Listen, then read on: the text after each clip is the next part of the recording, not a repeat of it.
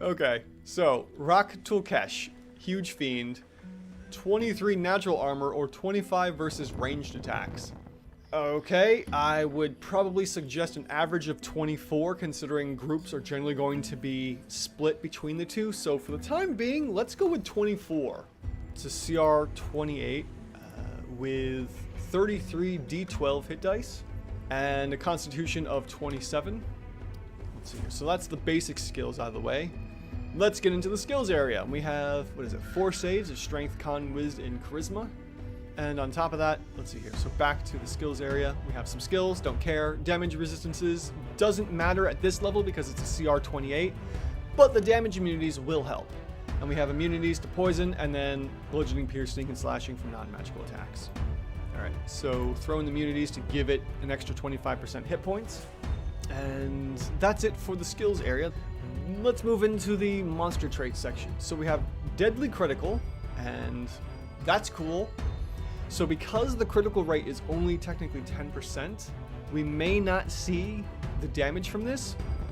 All right, next we have innate spellcasting, and we have detect thoughts, dispel magic, spirit guardians, which is definitely going to be helpful, and banishing smite, blinding smite, and staggering smite. So we have 27 damage from spirit guardians. After that, we have legendary resistances and magic resistance as always. So let's throw those in. Let's see here. Where are we going next? Whirlwind of Weapons. A magical aura of weapons surrounds Rak Tulkhesh in a 10-foot radius. At the start of each of his turns, any other creature in the aura takes 14 force damage. Okay, in theory, we would probably have 2 within a 10-foot radius, more than likely. So let's go with 2, and if I have to tone it back a little bit, I'll do that. But for the time being, this will just be 28 DPR for the Whirlwind of Weapons.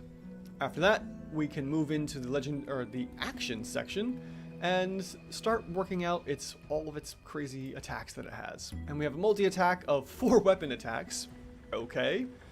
So the melee weapons are going to be hitting harder and hitting more often, so we'll go with that.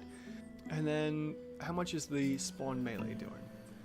We're looking at 28.5 damage there. The ranged weapons are going to be 17.5, although we probably won't be using that necessarily. And then the multi-attack will just be attack number 1 times 4. After that, we have change shape, but we don't really worry about the change shape. That's just for prior to it, before the people, your party figures out, like, oh, this is a Rak Tulkhesh. It's going to destroy us. So let's take a look at legendary actions and see what we have there. Well, we have attack. Excuse me, I lost my train of thought. The attack for legendary action number 1, and Rak Tulkhesh makes 1 weapon attack. So it'll just be the sword times 3 for 85 points of damage. And then legendary action 2, end magic. While not really doing any kind of damage, it probably would do effective damage. Dispel Magic is a level 3 spell, and since it doesn't do actual damage, we could look at that as that it does Dispel Magic for 30 plus 1 attack. We'll move on to Provoke Rage, its last one. And each creature within 60 feet must succeed a wisdom saving throw or use its reaction to make a melee weapon attack against a random creature within range. Provoke Rage is awesome. There's no way to guarantee how much damage that could be doing, and unfortunately I'm going to have to skip that for the time being because there's too many variables. Spirit Guardians, is that an action? Yes, it takes an action to cast. So the question is, do we use Spirit Guardians or not?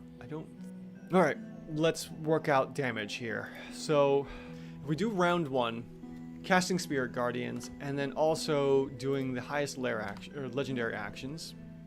And then afterwards, we still have legendary action, or we still have the Spirit Guardian going on, then we can do a multi-attack, and we also do that. And that will be repeated for rounds 2 and 3, in theory.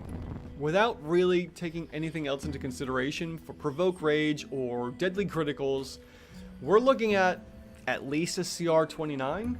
More than likely, this should be higher. Let's see here. What is the effective AC going at? 28. We have effective AC of 28, which means that is, 9 over? So we should actually have a shift of +4 from 27. So technically the DCR should top out at 31, and then 31 plus 28. So yeah, we're at like 30, we're at like 29 or 30 for the CR Rak Tulkhesh. So there you go, Vandari. Already, without worrying about other spells or the Provoke Rage, this is at least a CR 29, probably more like a CR 30. Easily. And if not even higher because of the Deadly Critical coming into play.